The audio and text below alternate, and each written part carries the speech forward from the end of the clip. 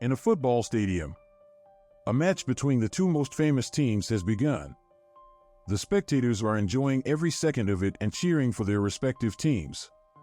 However, one particular man seems to be scared. He knows something that no one else does: that the stadium will explode if the noise level exceeds 100 decibels. There is an indicator inside the stadium that displays the noise levels as the scared-looking man is on the phone talking about the possible explosion. A fan overhears him and asks what the panic is all about. With an anxious look, the man reveals everything about the possible explosion. He then asserts that if a goal is scored, the noise levels will obviously increase. Hearing this, the fan becomes worried, but he knows what he is supposed to do. He has to prevent any goals until the final whistle. Unfortunately, the home team gets a penalty.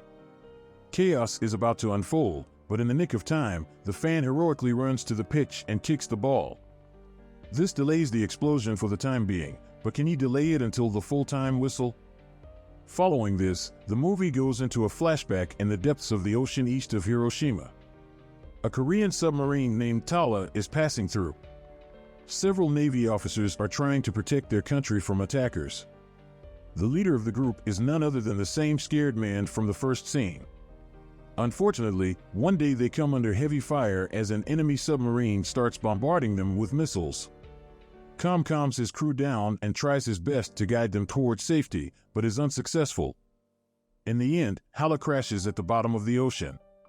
The scene then fast forwards by a year, and Khan, who is still alive, has started living a normal life. He is retired from his duties and spends most of his time with his wife, Yu Young, and daughter, Sol. One day, as he is heading to a press meet, suddenly he receives a call from an unknown number. The person on the other end explains that explosives have been planted at an amusement park and also at a major's house. He then asks Song to select a location among the two, but as expected, the latter hangs up. Following this, Kong attends the press conference, where he is asked about the submarine disaster that killed many crew members. One of the reporters even asks Song if he did anything to help the situation at all. However, he does not answer any of them and remains silent. Next, the major receives a parcel at his home, and on opening it, he finds a bomb inside. At the same time, another bomb is found at the amusement park, as mentioned by the anonymous caller. Sadly, before the major can react, the bomb explodes, leaving his whole family injured. In the next scene, Kang's wife, Yu Jiang, receives a call informing her to arrive at the amusement park as soon as possible. Right then, the bomber calls Kong and orders him to install an app on his phone. He explains that the app will block all other calls and messages. Apart from this, Kong obviously thinks the entire thing is BS and refuses to comply. But when the caller threatens to detonate the next bomb, he hurriedly installs the app, and as soon as he does so, he receives the next location, which is going to be bombed. To Kang's horror, it is the city's largest football stadium, the Asiatic Main Arena. Before hanging up, the bomber warns Kong against informing the police and gives him 60 minutes to save the people in the stadium. Kong wastes no time and rushes to the Asiatic Main Arena, where a club football match is being held. He goes inside the stadium and immediately starts panicking after noticing the sheer number of spectators there. Moreover, finding a tiny bomb within the time frame is also virtually impossible. Just then, the bomber calls Khan and gives him some instructions. Firstly, the bomb works on sound. If the noise inside the stadium reaches 100 decibels, it will be activated. The bomber also reveals that the bomb is inside the VIP sitting area. In the meantime, a news reporter, O'Day, hears Khan talking to the bomber. He recognizes him as the captain of the doomed hollow submarine and inquires if everything is fine.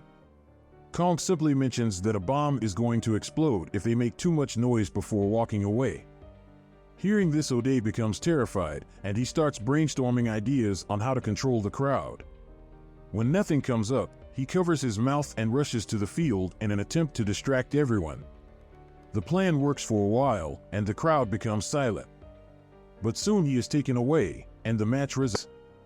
Meanwhile, Kong is still on his way to the VIP sitting area, which is exactly on the opposite side of the stadium.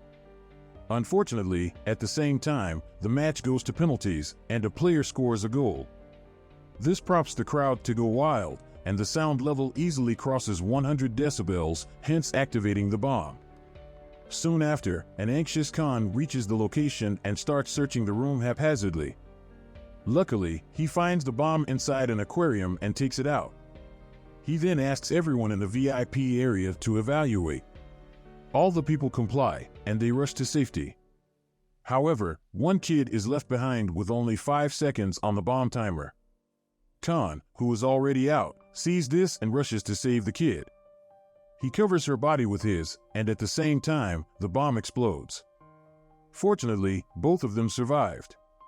And as Khan walks out of the room holding the little kid, everyone claps for him with respect.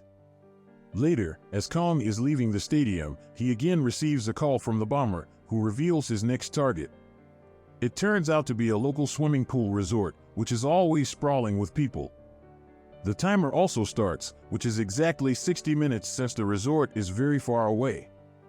Kong asks the reporter O'Day to lend his car for the day. The latter obliges, but only on the condition that he can join. Khan doesn't want to endanger anyone, but since he doesn't have much time, he agrees. On the other hand, as Saul is returning home alone, she gets kidnapped. Meanwhile, Kong showcases his impeccable driving skills and manages to reach the resort in a matter of minutes. But in the process, he breaks every traffic rule imaginable. Right then Khan receives a call from the bomber, and this time he also receives a picture. It is of his daughter Sol, who has been tied and placed inside a black car. The picture devastates Khan, but he quickly regroups and focuses on his task. He then proceeds to the swimming pool, but not before ordering O'Day to search for the black car. Shortly after, Khan starts looking for the bomb around the area. He suspects that it is inside the water like the last time. And surprisingly, he is correct to get a closer look. Khan dives inside the pool and tries to disarm it. Elsewhere at the amusement park, his wife, Eugene, has arrived on the scene, donning a bomb suit. It turns out that she is one of the best bomb diffusers in the city, and that's why she has been called upon. Unfortunately, while she is trying to concentrate, a couple living in the nearby apartment makes a loud noise.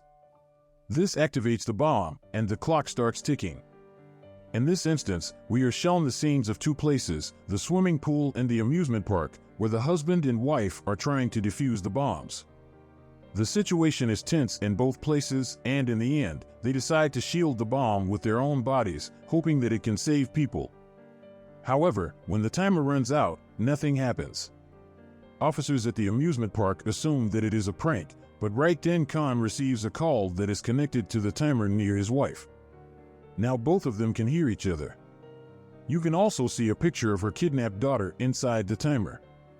Then the bomber speaks up and reveals that a large explosive is set under the ground where you, Jong, are standing. She can run, but if she does, so many souls will be killed. Khan, who is hearing everything, begs his wife to run away. But she doesn't move an inch.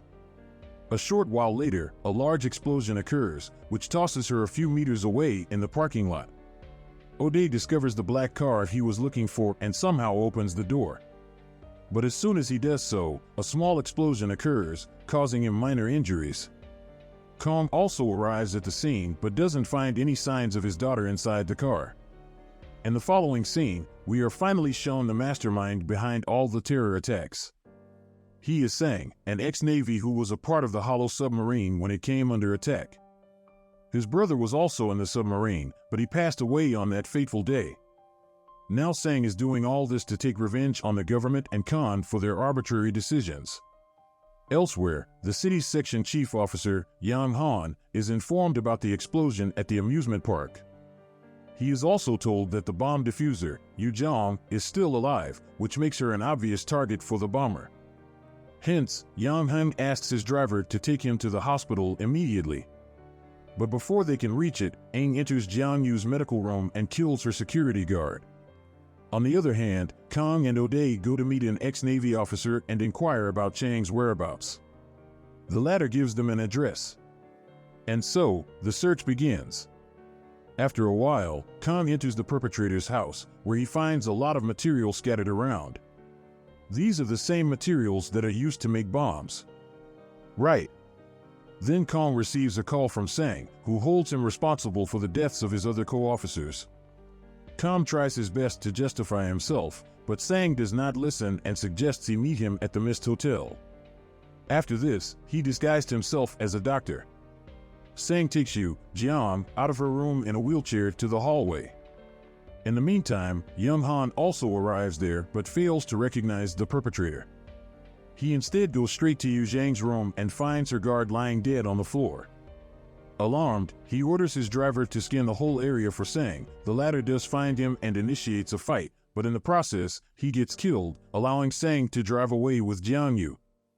Meanwhile, a worried Khan calls Yang Han and explains the entire situation to him. He also reveals the bomb-related materials found at the perpetrator's house.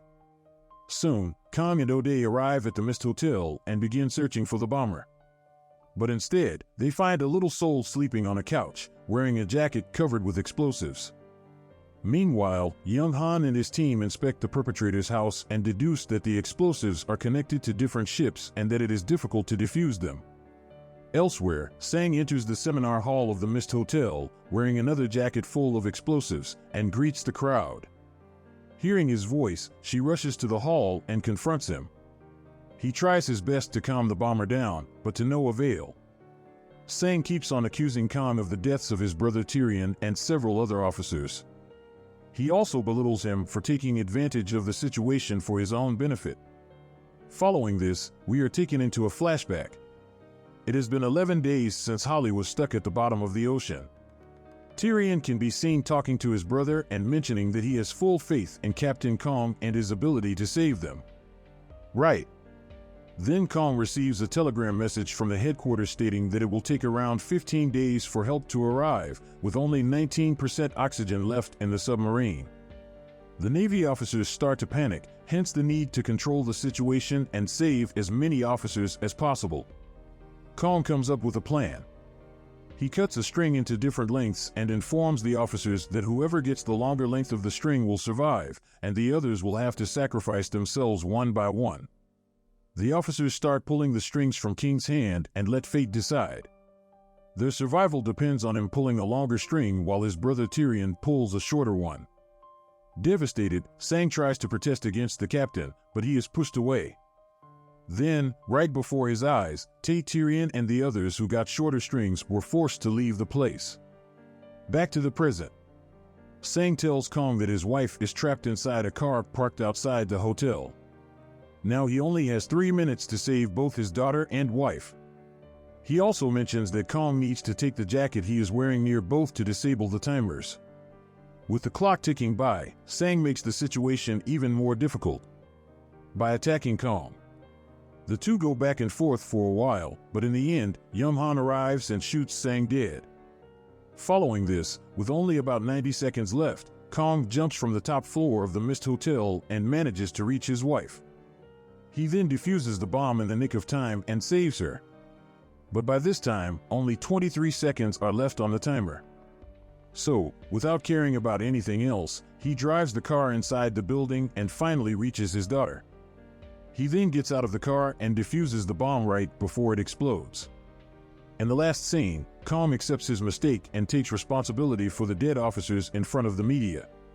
He mentions that the incident happened because of his silly decisions and that he should have acted more wisely.